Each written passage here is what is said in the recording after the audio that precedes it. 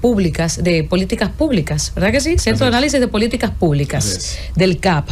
Y está con nosotros hoy, yo creo que es la primera vez que nos acompaña en el gobierno de la tarde. En la tarde, sí, en la tarde es la primera vez. La primera post pandemia. La última vez que estuve aquí fue justamente noviembre del año 2019, que estábamos analizando qué iba a pasar ahora que el entonces Partido Oficialista de la Liberación Dominicana se había partido en lo que parecía ser dos, y en ese momento lo que dije fue, bueno, se acabó el PLD hegemónico y no me equivoqué. Demasiado tiempo, Haxel Román con nosotros en el gobierno de la tarde. Qué lástima que pasó tanto tiempo sin tenerlo por aquí. Bienvenido, Haxel, a tu casa de la Z101, al gobierno de la tarde específicamente. Y aunque tú eres vicepresidente ejecutivo del Centro de Análisis de Políticas Públicas, yo quiero comenzar a aprovecharte el conocimiento, ¿verdad?, de esas relaciones internacionales y política internacional para que arranquemos analizando rápidamente el debate de ayer con Kamala Harris y Donald Trump. Claro, en ese sentido sí tengo que resaltar que además en los últimos 4 años he tenido las responsabilidades como viceministro de Relaciones Exteriores para Asuntos Consulares y Migratorios y embajador itinerante en este gobierno de Luis Abinader. Sí tengo que quizás antes de hablar del debate, que es la noticia de las últimas 24 horas, mencionar algo que todavía no podemos predecir, pero que todos los medios peruanos están casi que vaticinando. El ex hombre fuerte de esa nación que gobernó de 1990 hacia el año 2000, estamos hablando de Alberto Fujimori, aparentemente ha entrado en una grave crisis de salud que los medios peruanos están partiendo de la premisa de que no pasaría de hoy. Claro, los temas de salud pueden variar, sin embargo, sí creo que vale la pena saber un poco quién es esta figura que llega en el año 1990 a un país que tenía 30,000% de inflación y que 27% de su territorio era controlado por las guerrillas, principalmente Sendero Luminoso y también el movimiento revolucionario Tupac Amaru. Llega con un discurso populista en contra del candidato liberal que era Mario Vargas Llosa. Sin embargo, una vez llega al poder, comienza a aplicar el programa de gobierno de Mario Vargas Llosa, pero el Congreso no se lo pasaba, y fue de esa manera que el 14 de abril de 1992 dio el autogolpe, el Fujigolpe, le llaman, cuando pasó a gobernar por decreto, habiendo eliminado a la Suprema Corte de Justicia y también el Congreso, y en ese momento es que se vuelve la figura tan polarizante, al sentido de que paró la hiperinflación destructiva, destruyó a la guerrilla, pero efectivamente se convirtió en dictador porque dictaba leyes. Es una figura muy controversial, así que no sabemos qué va a pasar, pero de nuevo, si la audiencia entra ahora mismo a casi todos los medios peruanos, ahora mismo el debate es si le tocaría funeral de Estado o no, porque aunque llegó democráticamente al poder, rompió la democracia en 1992. Tuvo una relación interesante con República Dominicana, porque a lo mejor algunos recordarán que cuando el movimiento revolucionario Tupac Amaru secuestra la embajada de Japón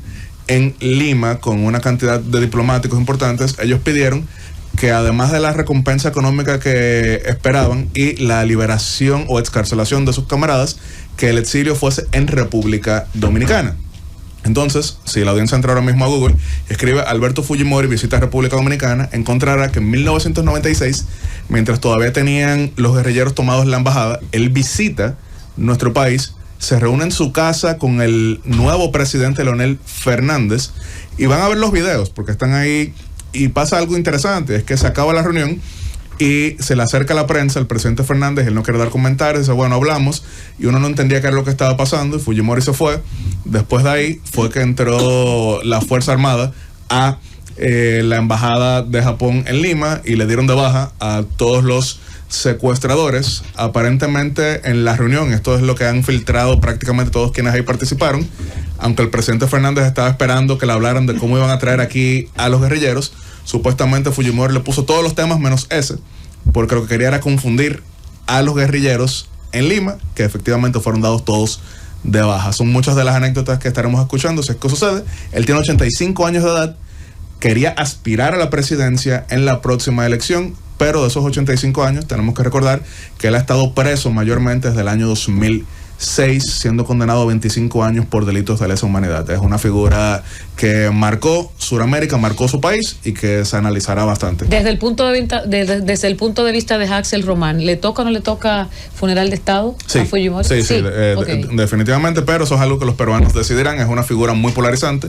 Sigue siendo la figura más popular del país, pero también al mismo tiempo la figura más rechazada del país, al punto que hemos visto que su hija ha pasado 3 ocasiones consecutivas a la segunda vuelta y las 3 veces ha logrado 49%, es decir, concentra una adhesión importante de votos, pero también un rechazo importante. Hoy es 11 de septiembre, recordaremos principalmente por los ataques en Nueva York, pero también un martes 11 de septiembre de 1973, el comandante en jefe de las Fuerzas Armadas, Augusto Pinochet Ugarte, llevó a cabo un golpe de estado contra Salvador Allende y efectivamente se convirtió en dictador. Cuando fallece Augusto Pinochet, ese también fue un debate y finalmente lo que convinieron las autoridades chilenas, encabezadas por la presidenta Michelle Bachelet, cuyo padre había fallecido en el contexto de la dictadura, fue que se le rendiría un funeral como comandante en jefe de las Fuerzas Armadas, no así como presidente del país, a pesar de que Pinochet se había proclamado presidente en 1980 en un plebiscito. Pero finalmente las autoridades democráticas dijeron no, presidente no, pero comandante en jefe sí. En el caso de Fujimori, él ganó una elección en 1990, pero probablemente será un funeral convulso. Si es que sucede, porque de nuevo, en temas de salud, uno nunca sabe.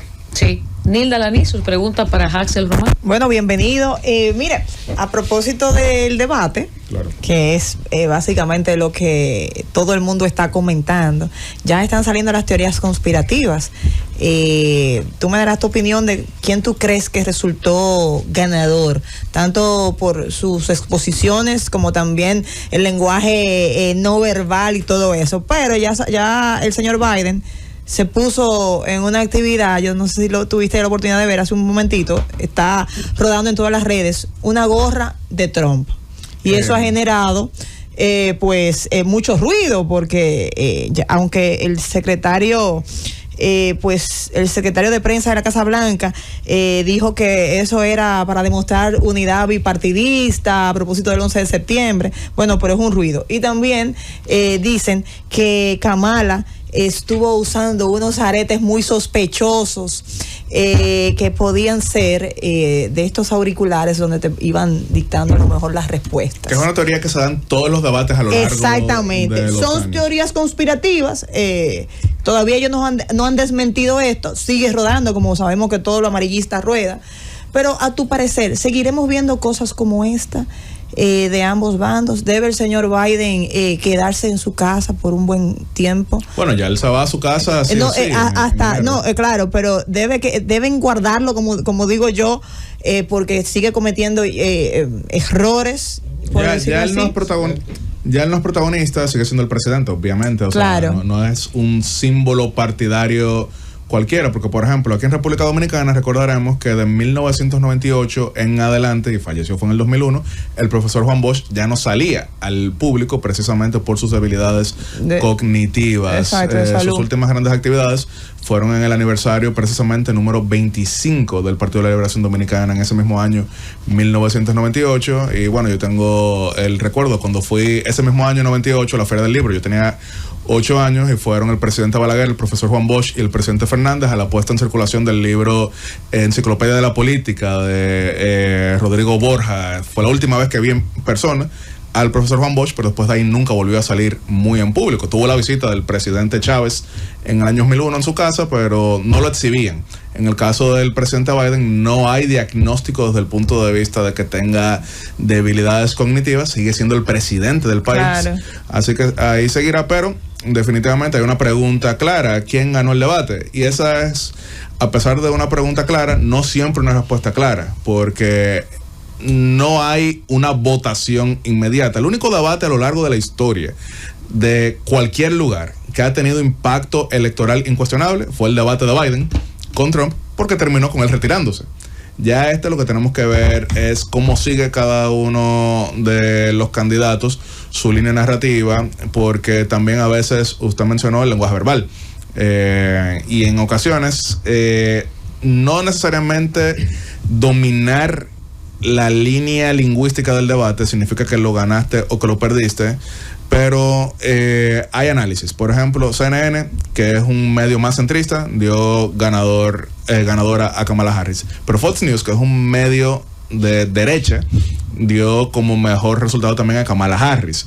Entonces, habría que ver cómo esto impacta en la campaña. Todavía no sabemos si habrá un segundo debate, no sabemos si habrá un tercer debate. Tradicionalmente, de 1988 en adelante son 3 debates. En el 60 fue un solo debate, que fue Nixon y Kennedy. En el 76 fue un solo debate, Ford y Carter. En el 80 fue un solo debate, que era Reagan y Carter, que fue el debate clásico, donde Reagan dijo: ustedes se preguntarán este martes si es más fácil ir al supermercado que hace 4 años. Si la respuesta es sí, yo creo que no tengo nada que decirles, pero si la respuesta es no, voten republicano. Y de ahí en adelante la tradición han sido casi siempre, del 88 en adelante, 3 debates. Ahora, eso no está claro.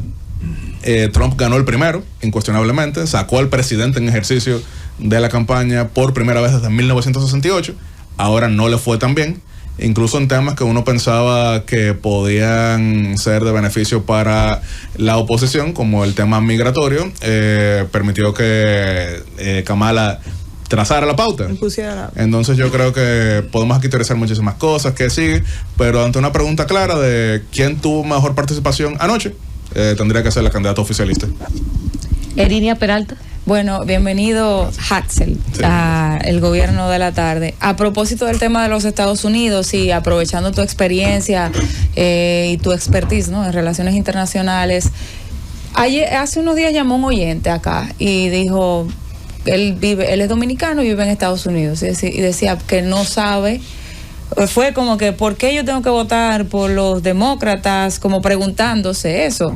Que le diéramos como razones para exacto, para que votar. le diéramos razones exacto. para votar por el Partido Demócrata, lo cual primero me hace preguntarte a ti como experto, ¿qué le convendría más a la República Dominicana a la luz, por ejemplo, de temas como el DEREF-CAFTA y esos acuerdos que existen entre los países, que gane uno o el otro, si es que hay una conveniencia marcada de un lado o del otro? Y también quizás que expliques un poco para la audiencia cómo es ese proceso de elección en los Estados Unidos y cómo es que va la campaña. Sí.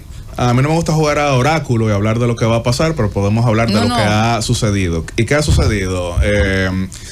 El Tratado Hughes-Peinado, que puso fin a la intervención americana del 16, fue un gobierno republicano. Hughes era el secretario de Estado estadounidense. También estamos hablando de que la iniciativa de la Cuenca del Caribe, que terminó siendo la base de nuestro sistema de zona franca, fue un gobierno republicano de Ronald Reagan. También el hecho de que el 84% de los dominicanos que residen en Estados Unidos son ciudadanos o residentes. La diáspora más regularizada del mundo sin estatus especial fue por el beneficio de la amnistía de Ronald Reagan. Que pequeño paréntesis. ¿Por qué benefició desproporcionadamente a los dominicanos, que no eran un grupo más grande que los mexicanos? La amnistía puso entre sus requisitos que no podías haber cruzado la frontera física. Entonces, como los dominicanos... No la cruzábamos. Hay algunos que sí, pero no, generalmente es por sobreestadía de visa, que sigue siendo una violación a los parámetros. Pero como habían llegado por avión, entonces se beneficiaron más que ninguna otra diáspora del mundo. Entonces, por eso la inmensa mayoría de dominicanos son o ciudadanos o residentes. Incluso, si vieron las declaraciones de la embajada americana, del cónsul general, vieron que tenemos la segunda sección consular que más visas de residencia emite en el mundo, aquí en República Dominicana, por la reunificación. Incluso aquí se decimos estoy pedido, todo el mundo sabe lo que estamos diciendo, y eso fue en un gobierno republicano. El mismo DEREF-CAFTA fue una negociación en el gobierno republicano. Entonces, por eso muchas personas llegan a la conclusión de que conviene más. Ahora, también tenemos que decir que en este gobierno demócrata se han tomado varias medidas que igual nos han beneficiado. Por ejemplo, yo quiero hacer una pregunta aquí sincera, no es porque estoy vendiendo nada, yo no me beneficio de ninguna manera, pero ¿cuántos de ustedes tienen ya Global Entry? Si no lo tienen, salgan corriendo a hacerlo, tanto ustedes como quienes nos escuchan. Global Entry, que es el programa de viajero confiable, es lo que permite que solamente 16 países en el mundo entero puedan hacer una migración expedita en Estados Unidos. Y República Dominicana es uno de esos 16 países, uno de solamente 3 en toda América. Se evita el tumulto y la fila, porque es un privilegio para poder entrar. La gente LGTB también. Pueden entrar, pueden buscar ahora mismo Global Entry en Google, ahí van a ver todos los parámetros. Es un solo pago que se hace y de $100 y dura un periodo de 5 años. Efectivamente, y son 5. Y algunos dirán, bueno, pero yo no viajo tanto a Estados Unidos, yo voy quizá una vez al año, señores. O sea, miren, ustedes han ido al aeropuerto de Miami, el aeropuerto de Nueva York, al aeropuerto de Atlanta. Ese Kennedy.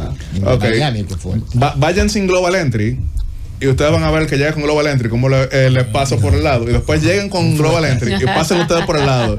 Y algunos dirán, bueno, pero igual uno puede sacar a veces pasaporte diplomático si está en gobierno. En Nueva York hay 190 embajadas en Naciones Unidas. Uno llega diciendo soy embajador, perfecto, mira, hay 189 más. Pero Global Entry son solamente 16. Peor, si va con un pasaporte diplomático es peor. Sí, claro, porque los americanos no distinguen residente y no residente. Pero por eso mismo, eso fue algo que nos benefició en este gobierno demócrata. Ya hemos visto, por ejemplo, que fuimos incluidos en la Alianza para la Prosperidad, que forma parte de lo que pudiera terminar siendo nuestra inclusión en la estrategia de semiconductores. Entonces, ¿por qué estoy hablando de diversas cosas que nos han beneficiado en un gobierno u otro? La clave es no que veamos de manera apasionada lo que haya sucedido, aunque obviamente es muy útil desde lo cultural, sino que sigamos posicionando a nuestro país como uno que puede lograr beneficios en ese orden, y lo estamos logrando porque hoy somos de las pocas historias de éxito en la región. Ahora, con relación a la pregunta, Estados Unidos tiene un sistema que se llama de colegio electoral. En el colegio electoral gana quien logra 271 votos electorales. Cuando tú votas en Estados Unidos, en los 50 estados más el Distrito de Columbia, tú estás votando por una serie de electores que se comprometen a validar a tu preferido en lo presidencial. Eso es parte del pacto hecho en la creación de esta federación, de forma tal de que se pueda equilibrar la influencia de cada quien. Entonces, no se trata solamente de quién saca más votos, sino quién logra repartirlos mejor para lograr esas mayorías. Hay una pregunta que mucha gente suele hacer y es, bueno, ¿y Estados Unidos es el único que tiene eso? No exactamente, porque por ejemplo en el parlamentarismo sucede algo similar. No es quien saca más votos, sino quien logra más diputados, incluyendo más allá de su propio partido. Por ejemplo, en Canadá, el partido más votado en las últimas 2 elecciones ha sido el Partido Conservador. Sin embargo, gobierna el Partido Liberal de Justin Trudeau porque sacó más diputados. En el caso de España, el partido más votado en 2 de las últimas 5 elecciones ha sido el Partido Popular, pero en 2 de esas veces no logró formar gobierno porque el Partido Socialista Obrero Español logró armar una coalición. En Francia vimos en estos días que el Nuevo Frente Popular igual logró más diputados, pero no logró armar coalición de gobierno. También algunos se preguntarán, bueno, en República Dominicana a veces hemos tenido algo así similar. Sí, de hecho en República Dominicana, durante buena parte de nuestra historia en el siglo XIX, no se votaba directo por presidente, sino que era también por voto electoral. Me estoy riendo porque, por ejemplo, en la época de los 6 años de Buenaventura Báez, el sistema electoral era ir al parque y levantar la mano. ¿Usted quiere que el presidente siga? Sí, ¿verdad que quieren todos? Bueno, el presidente sigue. Una figura interesante de nuestro siglo XIX, pero ese es el sistema electoral. Yo prefiero en países como el nuestro la mayoría simple, pero hay países donde por lo grandes que son, estas son las vías. Porque vamos a hablar de la siguiente manera. Uno pudiera ganar 48 estados en Estados Unidos con margen de 56% y perder California y Nueva York de 70 a 30%. El que ganó California y Nueva York saca más votos que el que ganó los 48. Y eso en una federación, entonces desdibuja la incidencia que puedan tener los demás estados. Así que el mayor consejo que yo le pudiera dar a los dominicanos, obviamente que tomen en consideración lo que les impacta en su comunidad, porque nosotros aquí desde Santo Domingo no lo podemos decir al que vive en Boston, mira, lo que te conviene a ti en Boston es esto. Claro. Sí, toma en cuenta su país, pero que también toma en cuenta lo que impacta en su comunidad. Y hay que saber que no existe un voto latino. Eso yo creo que es una farsa, porque, por ejemplo, un cubano no piensa igual que el dominicano no piensa igual que el puertorriqueño. No son los mismos intereses tampoco. Y a veces incluso dentro de la misma comunidad hay grandes diferencias, porque un dominicano que vive en Miami suele tener una situación muy distinta al dominicano que vive en Providence. Y el que vive en Lawrence no necesariamente piensa igual que el que vive en New Jersey. Y a veces el de New Jersey no piensa exactamente igual que el de Nueva York, porque cada uno tiene sus diversos incentivos. Pero vamos a ver esas elecciones en noviembre, que también ese mismo día vota Puerto Rico, donde también tenemos una comunidad importante de 50,000 dominicanos. Elvis Lima. Qué bueno, güey. Entonces, cuando hace referencia a Buenaventura Báez, me pasó por la cabeza la experiencia de Ulises Erolili, que firmaba los decretos en la gallera. Sí, claro. Imagínate nosotros teniendo un presidente gallero en este tiempo, ingeniero, y afuera, ¿cuánto hay? Trae, cuando pase esta pelea, yo. Sí, pero no era Lili, no. Ulises Enrique, no Quiquis. Claro. No, y además, Divino jugaba gallo.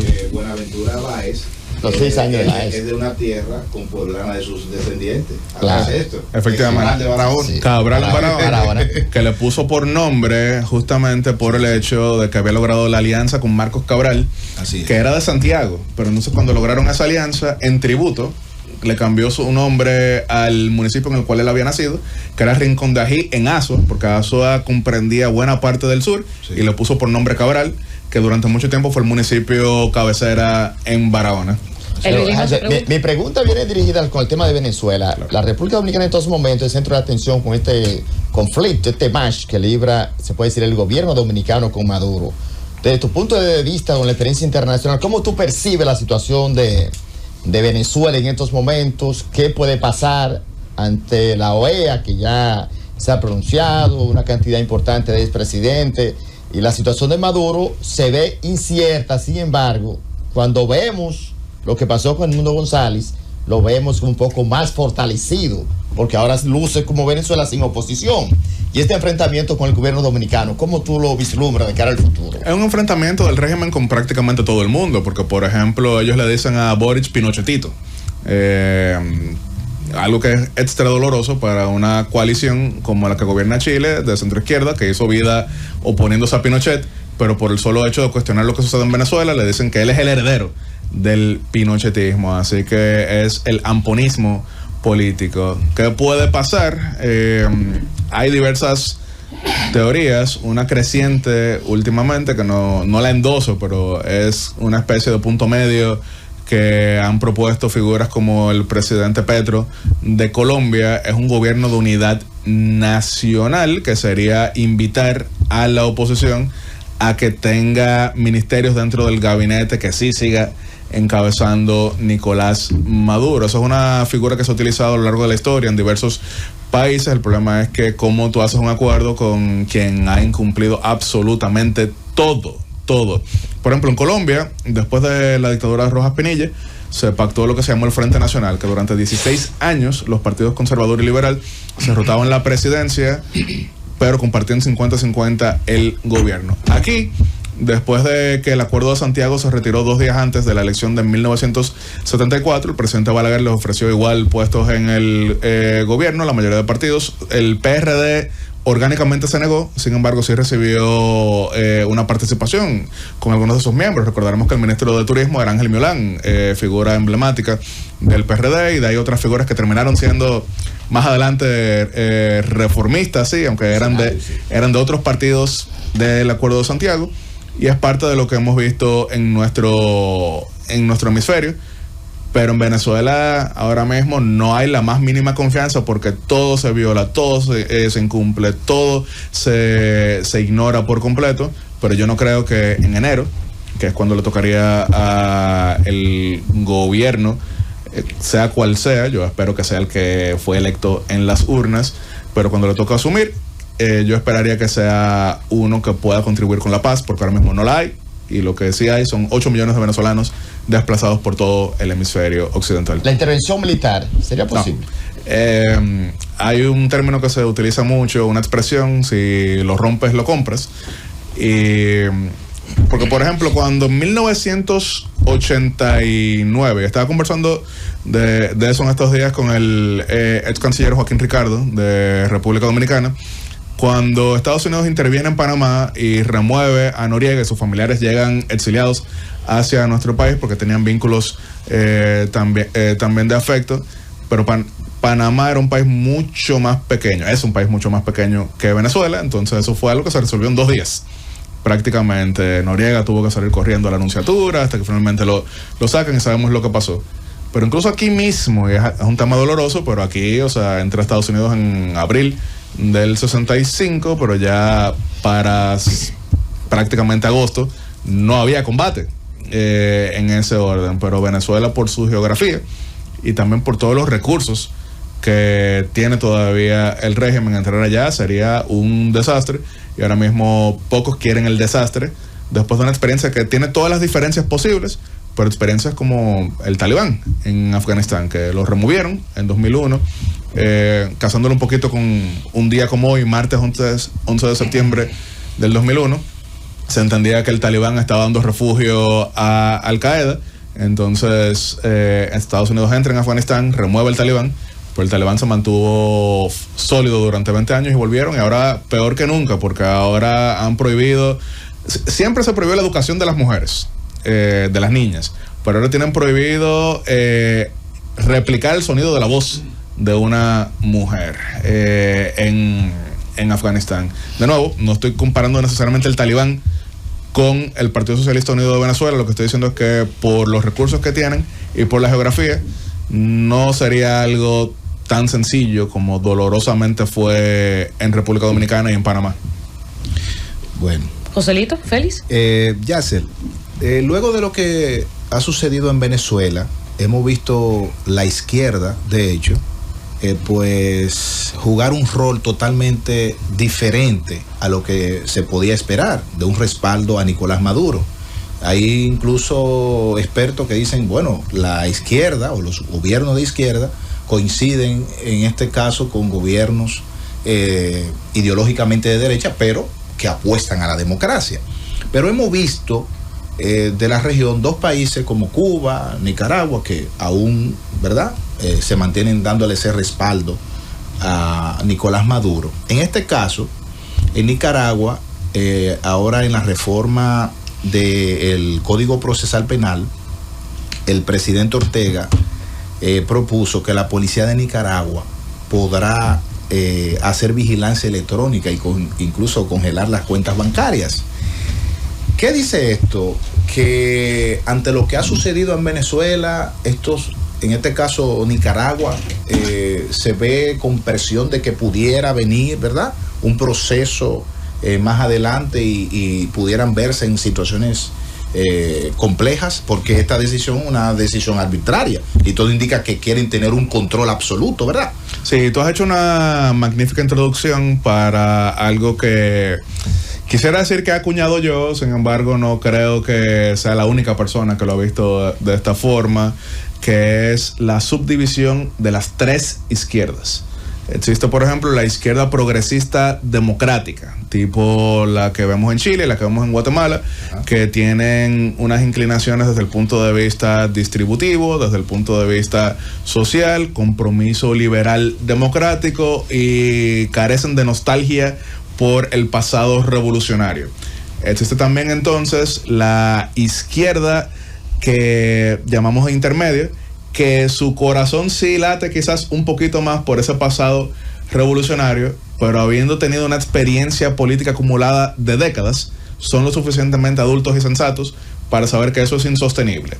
Quizás en el fondo admiran dichos regímenes, pero por la experiencia local y al mismo tiempo la sensatez fruto de haber ejercido el poder, entonces no endosan aquellos gobiernos de fuerza. Y está así la izquierda autoritaria, cuasi totalitaria, que es la que estamos viendo en los países que has mencionado. Ahora, para la tercera, que es esa que estamos mencionando, totalitaria, cuasi totalitaria, no existe diferencia entre el progresismo democrático y la derecha. Por eso vimos a Daniel Ortega en reunión del Foro de Sao Paulo referirse a Lula como blandengue, corrupto, financiado de Odebrecht, referirse a Boric como Pinochetito y referirse a Petro como que ¡ay, pobre Petro! De los tres, Lula y Boric no respondieron, pero Petro no se aguantó y escribió en Twitter, bueno, pobre Petro, pero por lo menos yo no he sido un farsante que traicionó a compañeros de lucha. O sea, Petro sí le respondió de manera distinta. fruto de la polarización política suele haber quienes quieren utilizar un lenguaje absolutista y poner tanto en la derecha como en la izquierda como que son todos completamente iguales, cuando existen diferencias. En el arco derechista, por ejemplo, están los socialcristianos, están los conservadores, están los liberales económicos. Y en el mismo arco de izquierda, como bien he mencionado, hay progresistas, hay socialdemócratas, hay laboristas, hay sindicalistas y demás, y a veces se dan otros tipos de coincidencias. Pero el caso venezolano es un caso que trasciende lo ideológico porque, de nuevo, son 8 millones que están dispersos por todo el hemisferio occidental y que eso impacta internamente. Lo están viendo de manera frecuente cada uno de nuestros países. Por ejemplo, en la selva del Darién, que gracias a Dios ya los dominicanos entendieron que eso era una locura, porque, por ejemplo, según los números que estaba viendo esta misma mañana del Ministerio de Interior de Panamá, ya después de haber cruzado más de 1,000 dominicanos en el año 2021, ahora mismo en este año, hasta agosto, que era el corte, solamente 15 dominicanos habían sido detenidos en la selva, pero habían pasado 400,000 venezolanos. Eso es una crisis que desgarra a cualquiera, y por eso estamos viendo que hay un consenso que no es ideológico, sino un consenso democrático, porque yo creo que nadie pone en dudas las credenciales centroizquierdistas de Pedro Sánchez en España. Yo no estoy diciendo que él sea bueno ni que sea malo, estoy diciendo que tiene sus credenciales ideológicas y en todo momento ha apoyado la transición democrática en Venezuela en busca de la paz.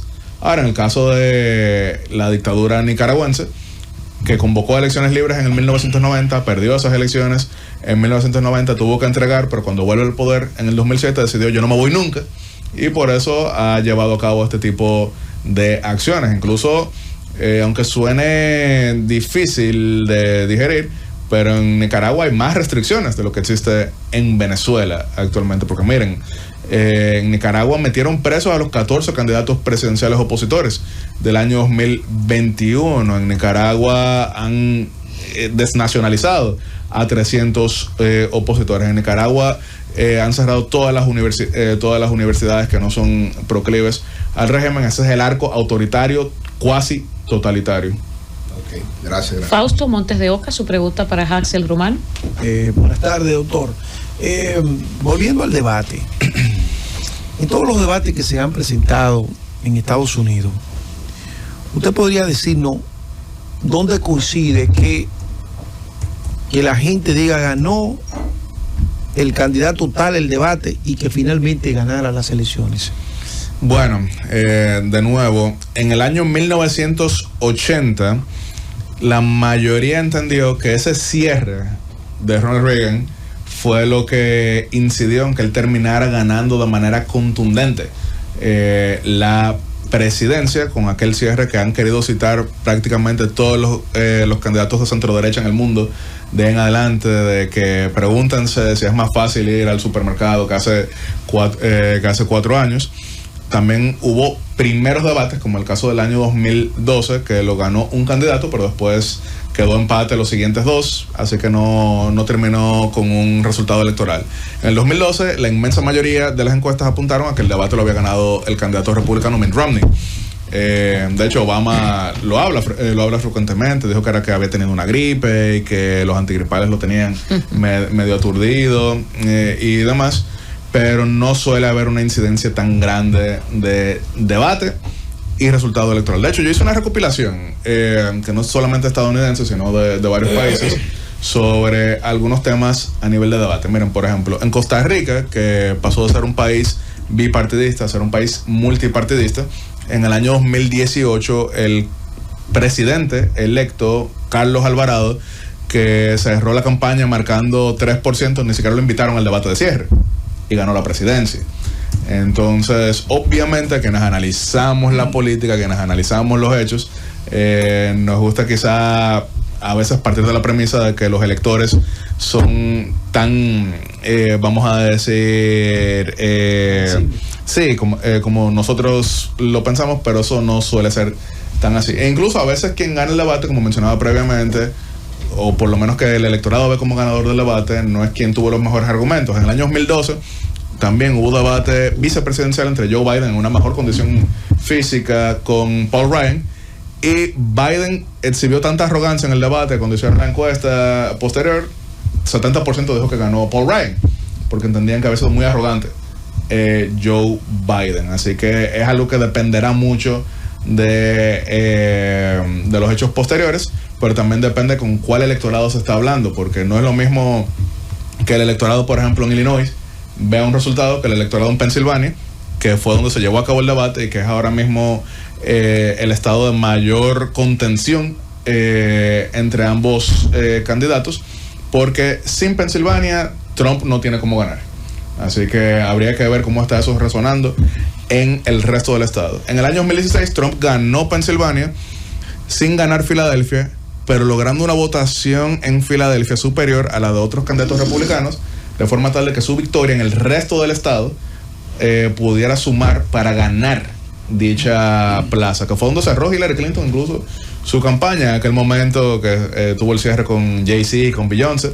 Ahora en esta ocasión Trump llevó a Anuel AA y a Justin Quiles, efectivamente, lo cual ha generado algunos debates, pero sin Pensilvania es muy cuesta arriba que Trump tenga un escenario plausible de victoria.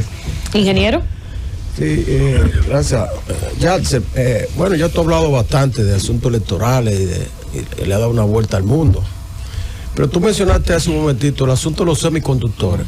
A mí me gustaría que para edificación de la gente, ¿verdad?, de los oyentes de la Z101, como tú has estado cerca en la Cancillería y también en los sectores institucionales que están trabajando en ese asunto, y que los Estados Unidos están muy interesados en el desarrollo de los semiconductores, para que tú abundes algo sobre eso. Claro, Estados Unidos ahora mismo exhibe una polarización considerable en prácticamente todos los temas, pero hay uno que genera cierto consenso, pudiéramos decir que es de los pocos que genera consenso, que es la necesidad de disminuir la dependencia en sus industrias sensibles hacia otras regiones.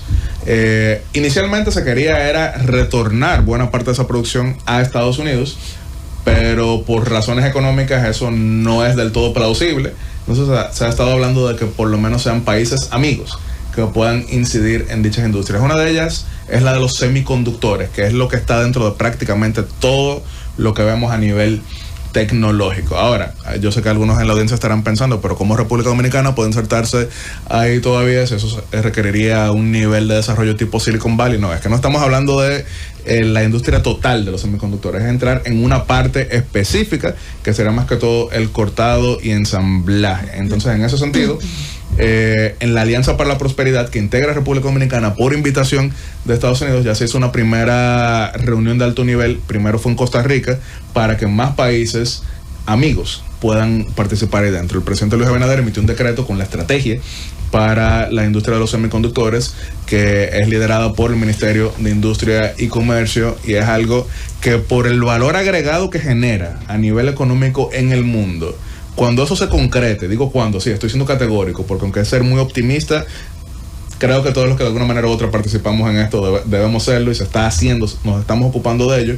Cuando se logre, eso transformará de una manera que no puedo siquiera poner en palabras la economía de República Dominicana. De nuevo, entrarnos en la industria.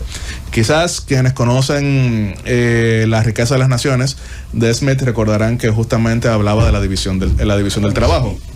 Porque, por ejemplo, si Joselito y yo nos quedamos atrapados en una isla, Dios nos libre, pero si nos quedamos atrapados en una isla y resulta que yo tengo mayor capacidad para recoger frutos y Joselito tiene mayor capacidad para pescar, entonces lo lógico sería que cada uno se enfoque en eso que hace mejor.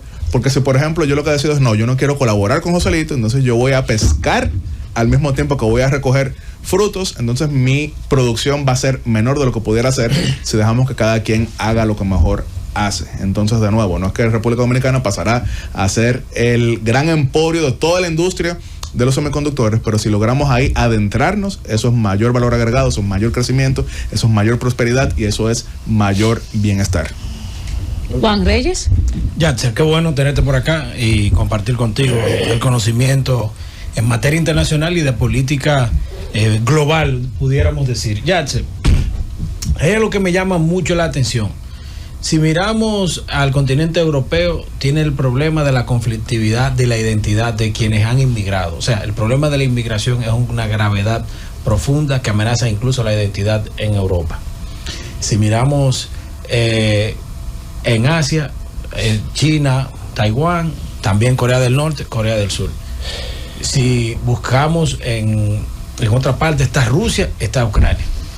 Cuando buscamos, y el Medio Oriente ni se diga, cuando buscamos podemos decir que el continente americano es el continente de la paz. Sin embargo, hay un problema que se mantiene en el continente americano. Ha descuidado Estados Unidos el continente americano, que ha permitido el crecimiento o la radicalización, un ejemplo en Nicaragua de la tiranía y en Venezuela de la tiranía.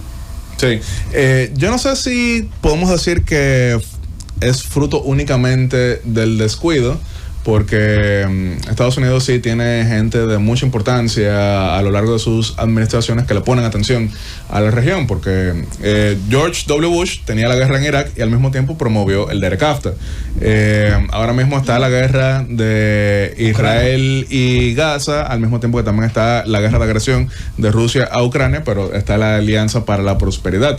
El tema es que lamentablemente el mundo se ha ido convulsionando tanto que es muy difícil tenerlo en el mismo nivel de prioridades. Pero incluso un poquito más allá del tema autoritario, totalitario, que me mueve como pocos otros, pero también hay uno que no hemos mencionado aquí, que es el mismo del crimen organizado, que ha devastado, y tú conoces, por ejemplo, Centroamérica bastante bien, que de hecho sabemos que Juan estuvo en la selva del Darién, físicamente. Sí. Yo estuve también, pero estuvo Juan, obviamente viendo, no era cruzando, porque claro. Sí. Aunque a veces con la depresión que nos da el escogido no quisiera como que desgraciarse un poco. Así sí, pero es. Lo registraron en la estadística de los dominicanos que han pasado. No, fuimos a recoger la cantidad de dominicanos que ¿No le preguntaron el nombre de ustedes? No. Bueno. Pero ahí estuvimos. Está bien, aclarado eso. Siga, querido, siga. Pero de nuevo, el crimen organizado que ha devastado a Centroamérica. Dígase Ecuador, Honduras. En Ecuador, miren, por ejemplo, lo que está pasando en Honduras ahora mismo. Y quiero sí casarlo un poquito, el tema del crimen organizado en nuestra parte del mundo con algo que sucede un tanto más allá. El Talibán es terrible, es espeluznante, es algo monstruoso que ha aplicado un apartheid de género. Sin embargo, el Talibán, por razones religiosas, ha llevado a cabo una política de erradicación de opio. Y sabemos que el opio es el principal ingrediente en la heroína. Entonces, después de que el Talibán volvió al poder, ellos han logrado recortar más del 80% de la producción de opio y ha caído la heroína. Eso suena como una buena noticia de inicio. Sin embargo, el crimen organizado, principalmente en nuestra parte del mundo, lo que ha buscado es aumentar la producción de drogas sintéticas, y es ahí donde ha surgido entonces la gran exportación de fentanilo, que es más potente aún que la heroína, y por eso entonces estamos viendo ganancias récord de los cárteles en México, que son los que están llevando buena parte del fentanilo hacia el norte. ¿Por qué menciono eso? Y es que la lucha contra el crimen organizado no es como en los cuentos de hadas, que bueno, vivieron todos felices para siempre, porque uno pensaría, bueno, cayó la heroína, que tanto daño hace, pero ahora tenemos este tema del fentanilo, incluso mucho peor, muchísimo peor, es 30 veces más potente. Filadelfia está dañado. Miren, por ejemplo, Vancouver, que es una ciudad de tradición muy progresista en Canadá.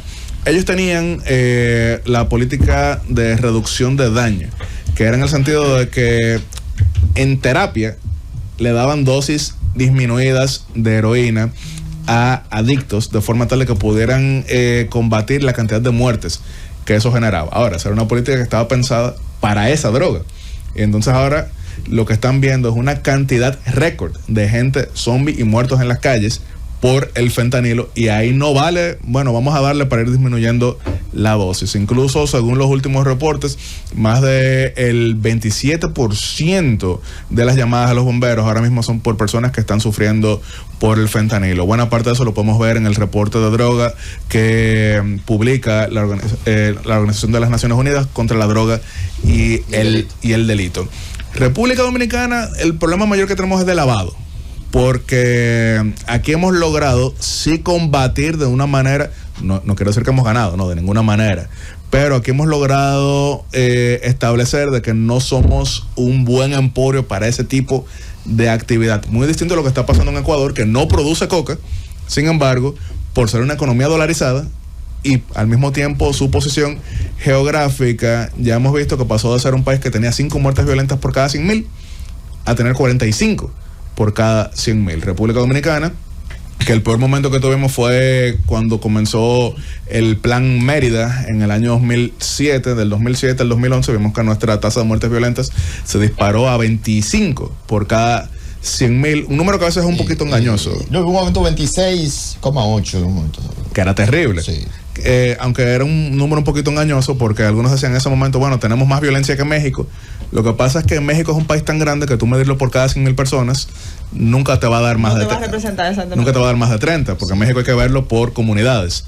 Pero ya sí logramos bajarlo alrededor de 11 que estamos actualmente, y es porque más que todo, aquí no vemos masacres como están pasando en Ecuador. Aquí no vemos masacres como pasan, por ejemplo, en México, en comunidades de México, pero casi todo eso se va relacionando porque mientras exista un Estado débil, mientras exista una política maleable, entonces el crimen, que tiene el mejor tratado de libre comercio del mundo, porque eso sí que cuando sea que puedan asociarse, lo hacen, entonces penetra como lo hemos visto, y gracias a Dios y al liderato que tenemos en República Dominicana, eso aquí no ha pasado a ese nivel. Con eso no estoy minimizando el problema del lavado, que genera distorsiones.